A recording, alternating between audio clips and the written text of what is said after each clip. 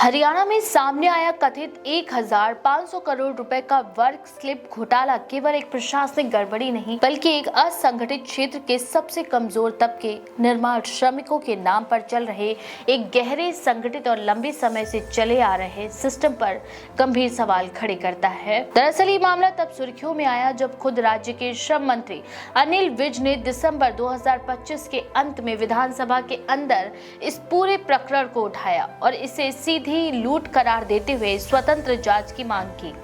इसमें चौंकाने वाली बात ये रही कि ये कथित घोटाला उसी विभाग के अंदर हुआ जिसके राजनीतिक प्रमुख स्वयं अनिल विज हैं।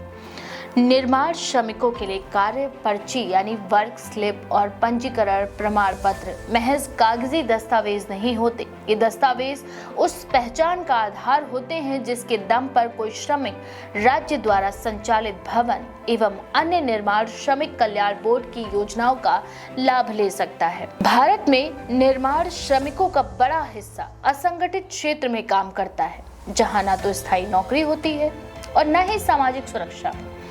ऐसे में सरकार के द्वारा दी जाने वाली पेंशन, शिक्षा सहायता, चिकित्सा सहायता, विवाह सहायता और दुर्घटना मुआवजा जैसी योजनाएं उनके जीवन में बहुत ही बड़ी भूमिका निभाती हैं। इन योजनाओं तक पहुंच का पहला दरवाजा पंजीकरण प्रमाण पत्र और वर्क स्लिप ही होती है। नियमों के मुताबिक किसी व्यक्ति को निर्माण श्रमिक के रूप में पंजीकरण कराने के लिए पहचान, उम्र और निर्माण कार्य में संलग्न होने का प्रमाण देना होता है। इसके बाद हर साल या तय अवधि में उसे ये साबित करना होता है कि उसने कम से कम 90 दिन निर्माण कार्य किया है। इसी सत्यापन के आधार पर वर्क स्लिप जारी की जाती है।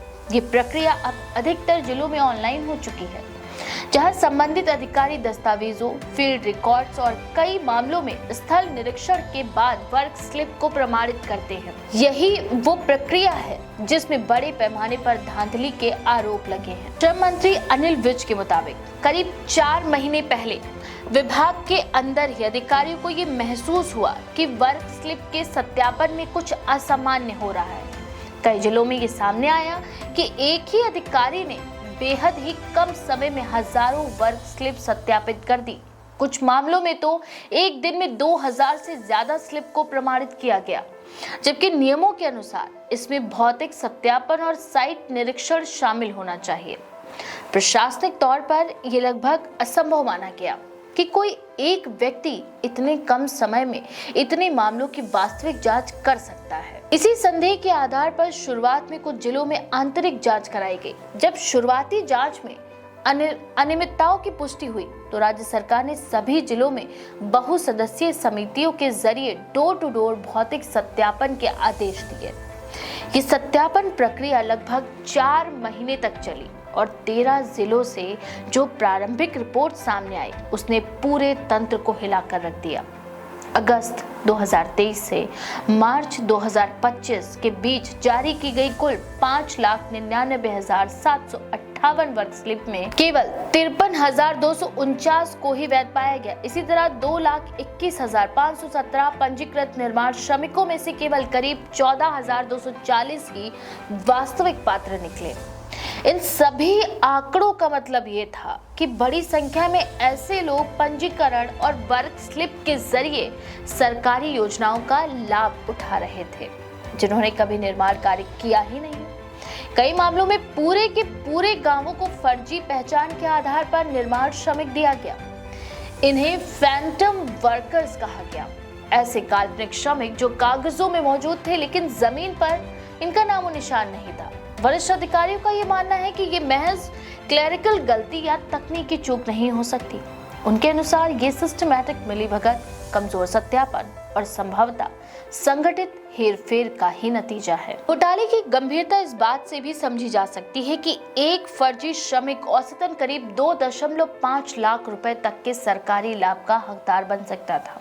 अगर लाखों की संख्या में ऐसे फर्जी लाभार्थी बनाए गए तो सार्वजनिक धन को हुए नुकसान का आंकड़ा 1000 करोड़ रुपए से ऊपर पहुंचना स्वाभाविक है। इसी आधार पर अनिल विज ने इसे करीब 1500 करोड़ रुपए का घोटाला बताया। उन्होंने कहा कि जब अपात्र लोग योजनाओं का लाभ लेते हैं तो ये न सिर्फ सरकारी खजाने की लूट है, बल्कि उन वास्तविक श्रमिकों के साथ भी अन्याय है जो इन योजनाओं पर निर्भर हैं। मामला सार्वजनिक होने के बाद मुख्यमंत्री नायब सिंह सैनी ने तुरंत उच्च स्तरीय प्रतिक्रिया दी। उन्होंने वरिष्ठ आईएएस और आईपीएस अधिकारी को शामिल करते हुए 3 सदस्यीय जांच समिति का गठन किया और उसे 1 महीने के अंदर रिपोर्ट सौंपने के निर्देश दिए गए। मुख्यमंत्री ने यह भी कहा कि जिन 9 जिलों की रिपोर्ट अभी लंबित है उन्हें भी जल्द से जल्द शामिल किया जाए ताकि घोटाले की वास्तविक वित्तीय क्षति और जिम्मेदार लोगों की पहचान की जा सके। फिलहाल सरकार का दावा यह भी है कि दोषियों के खिलाफ सख्त कार्रवाई की जाएगी, चाहे वे किसी भी स्तर के अधिकारी क्यों ना हो। इस पूरे मामले ने भवन एवं अन्य निर्माण श्रमिक कल्याण बोर्ड की कार्य प्रणाली पर भी सवाल खड़े कर दिए हैं।